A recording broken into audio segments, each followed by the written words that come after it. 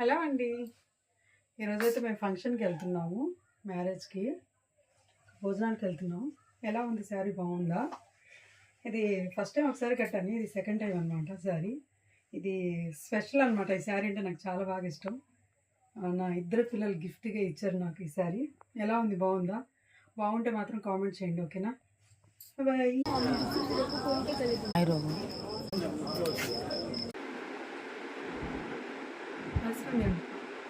Phone చేసి వచ్చాను. Ice cream అయితే కరిగిపోయింది. ఫుడ్ మాత్రం సూపర్ ఉంది.